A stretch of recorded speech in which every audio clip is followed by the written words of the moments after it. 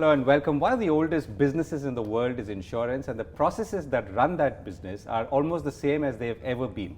The big question now is, are these processes fundamentally changing thanks to technology, thanks to artificial intelligence and all the new technology inputs that we're seeing? Well, I've got someone who I can put that question to and perhaps can provide some very interesting insights. Thank you very much for joining me, Nitin Rakesh, the CEO of Mphasis. Nitin, so tell us, we were just talking about it a little while ago. This is one of the oldest businesses, the processes, the way people are connected with, or the way insurers reach out to potential insurees, that's obviously remained the same. There are trust factors at stake, and yet something is changing. I think at heart, insurance is about pricing the risk and insuring it on behalf of somebody who buys that policy. The business is one of the oldest businesses of modern times. You know, goes back 200 plus years to the Great Fire of London, and the underwriters market that was set up. You know, we still call it the Lloyd's market. Over the last 40, 50 years, what changed was each of those processes used to be, you know, there was a risk register, there was a policy register, there was a claims register, because all of these things are part and parcel of that process. So we took those manual processes and we automated them using software. But fundamentally, the processes were still the same. And it worked fine because every insurer followed the same process. You know, your differentiation didn't come from how many claims you processed. The differentiation didn't come from what kind of platform you used. The differentiation came from client service, you know, your network, your distribution, and so on and so forth. But something fundamentally shifted in the last 5, 7 years. Right? As soon as every business in the world got appified, and what I mean by that is, I think with the proliferation of smartphones and now what we call digital tech, consumers started becoming even more prominent, because we are going through a very rapid phase of consumer becoming king, not just in retail industries, but in every industry. And I think that has put tremendous pressure on every traditional enterprise, whether it's an insurance company, a bank, a retailer. I mean, we've seen the level of disruption that's happening in the retail business. And the reason is, consumer's truly king because consumer is now demanding extreme degrees of personalization. You should know who I am before you offer a product or a service to me. If you don't know who I am, then I don't want to deal with you. Don't ask me to deal with you on your terms. Don't tell me to come to the branch between 9 a.m. and 3 p.m. If I want to deal with you at 2 a.m. in the morning, you better be available. And traditional enterprises are not ready for that, because that's not how they were structured. And no surprise that, you know, we are starting to hear these things like every business is a consumer business. Some just don't know it yet, and when you don't know it, you're going to get disrupted. And I think one of my favorite quotes is, there's a chapter in this book called Good to Great, one of my all-time favorites, Jim Collins, which basically dedicated chapter on technology and why technology is not really a differentiator, because everyone has to use technology to run their business. And I think that was probably true till about 5, 7 years ago. But today, if you don't embrace tech, if you don't embrace the ability to reach out to consumers, the ability to know how well do you know your customer, right? The KYC is not regulatory KYC anymore.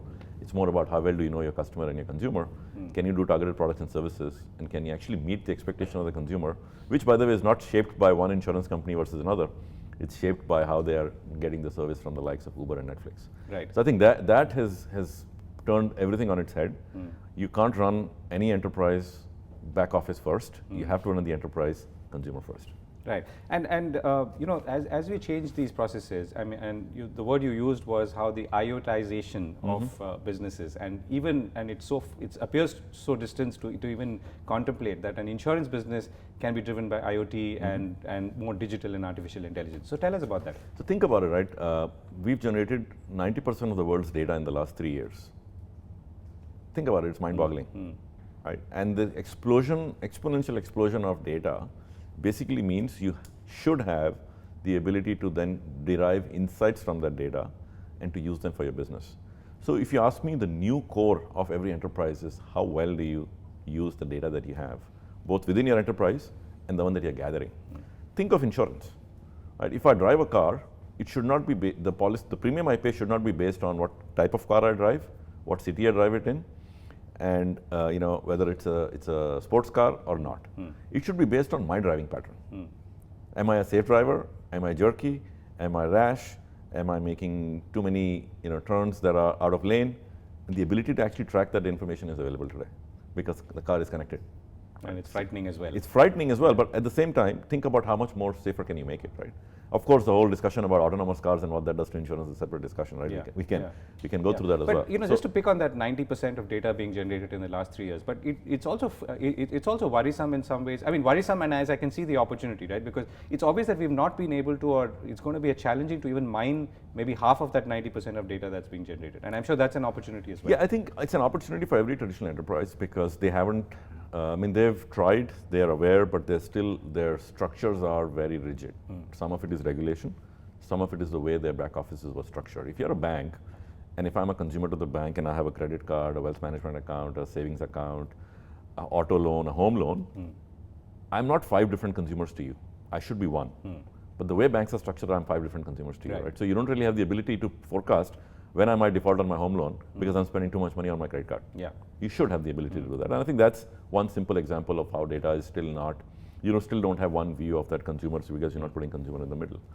A great example of how data is being used, especially in the last 3 or 4 years, is Netflix. Actually, if you ask me, Netflix is nothing but a data company. When they started, they didn't own content. All the content came from third-party content providers. Yeah. They didn't own the networks because all of that was cable fiber network that was given by the telcos. They really didn't need to get into the TV business because it was an app, either on your TV or on your phone or your tablet. They were really in the data business because they were aggregating content, personalizing it to your tastes, and telling you what you should see.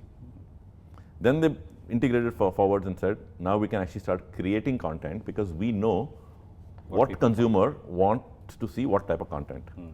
So the success rate for Netflix own content is 2x the success rate of a non-Netflix content in terms of uptake and viewership. They have 80%. They have an 80% probability of success when they create their own content. And which in turn is based on data. Because before they put money in it, they know who's going to watch it. What will be the uptake of it, and they start curating content to these viewer groups. Right. That's actually an extreme example of hyper-personalization. Right, that's interesting. So what is another good example, right? What do you think Amazon Prime was when they launched it? Everyone thought it was a free shipping model. Right? You pay $79 a year, you get as much free shipping as you want. If it's covered by Prime, I can keep ordering. But actually, at its heart, Amazon Prime was a personalization engine. Now, every business of Amazon is targeted through Prime Video, Prime Music, because they now start to know you as a consumer. So same concept applied at a much bigger, grander scale, because it's a supermarket for everything under the roof. That's interesting. So tell us about Mphasis. So how are you focused on these areas, and what is the biggest area for you in terms of growth? And we've made it our mission to develop smart solutions for traditional enterprises to embrace these concepts and apply in their business. So at its heart, we are an applied tech business. We operate in certain industry verticals, but those industry verticals, we should have a very good point of view and the ability to make this pivot for our clients, which are typically banks, insurance companies, logistics players. We launched this concept of digital transformation with consumer in the middle. It's called front to back. You start in front of the consumer and then you move backwards. What that means is we should have the ability to give you smart solutions that you can deploy in front of the consumer or in the data layer. And at the same time, we have the ability to help you manage your estate and actually slowly shrink it because it's too heavy back office. If you combine these two together, right, it becomes a nice virtuous cycle. You keep shrinking the core footprint, you keep releasing efficiency and deploying it in front of the consumer to a point where the data becomes your new core. So I think it's seen tremendous success. We're very happy that we're growing at the pace we're growing. To me, what that means is clients are voting for us with their dollars, which basically means that we have a set of propositions that are valuable. And I think, can we continue to keep that growth going? Can we continue to provide thought leadership to those clients? Can we bring an engineering and software mindset to every problem? And most importantly, can we actually transition to a point where we become credible partners for our clients to actually call in and say, we think we have a problem, but we don't really sure what it is. We're really not sure what it is. Can you help us define it and prioritize it? Right. And that's kind of the journey we are on right now. Right. So last question. So in your last road trip and meetings with clients, so what are the issues that are pressing and topmost on their mind? I think firstly, even in the Nasscom panel I chaired yesterday, the two themes that came about, one, I think this theme of data is the new core was very loud and very clear, right? To a point that the largest healthcare company in the world thinks of itself as a consumer and data company versus how many claims did I process, and what my back office looks like. And the second theme really was, how can I continue to make sure that we are able to give the consumer the experience that they deserve, right? And there are lots of things underlying that. Some of it is adopting things like cloud and cognitive and AI and machine learning. All of that is a means to an end. Right. But the end really is consumerism. Can I actually truly, and the CIO at United Health very nicely put it, said, every business is a consumer business, and we are just discovering it. Right? So I think, to me, that was a great validation of the proposition we've been taking to market. And I think it's only going to get bigger and more pronounced. Right. That's a good note to end on. Thank you so much for speaking to us, Nitin. Pleasure. Thanks.